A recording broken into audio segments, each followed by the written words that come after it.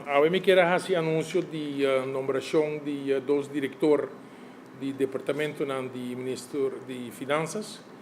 Já viernes semana passada, o Conselho de Ministros a aprovar a nomeação para o que se trata a posição de diretor do Departamento de Imposto de pessoa de senhora Luben Gomes, que está na minha mão direita, e também o Conselho de Ministros a aprovar a nomeação de diretor do Departamento de Aduana em pessoa de senhor Roderick Cruz, que está na minha mão robês.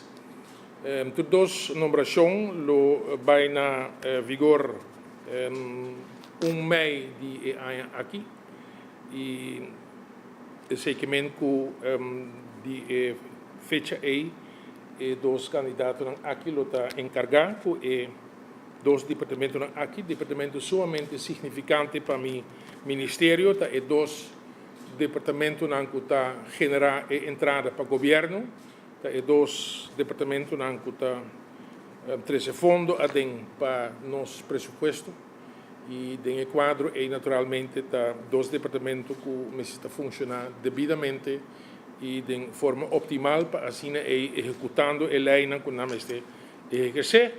De verdade, me quero que nós também tem reto grande nos dilante. Lo mino por elaborar muito ao que arriba e detalhes nang de ponto nang que nós lo mesa vai atender com ele. Seguramente o ministro tem sua agenda e tem sua visão que tá grande e também ambicioso. Pero me quero que ele nang que nós tem ajuda que nós também há seguro nós lo cumprir que meta nang puni nos dilante. Quero agradecer ao ministro pela confiança por mim. Me digo com que o manifesto tem hopi punto de budget. Punto não que toca doana mês que do por se de leiding e outro ponto não que toca tiki massa minister e esse minister a papi que sada também tocante de sei. Me digo que ponto importante tá questão de new gebouw.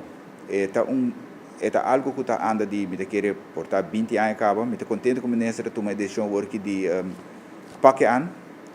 Nós temos short term que está muda para gebouw novo, já que o gebouw bio está de estado hopi malo para trás e depois o long term está chega na gebouw novo. E gebouw novo também já tem papel acaba na que maneira nós também chega na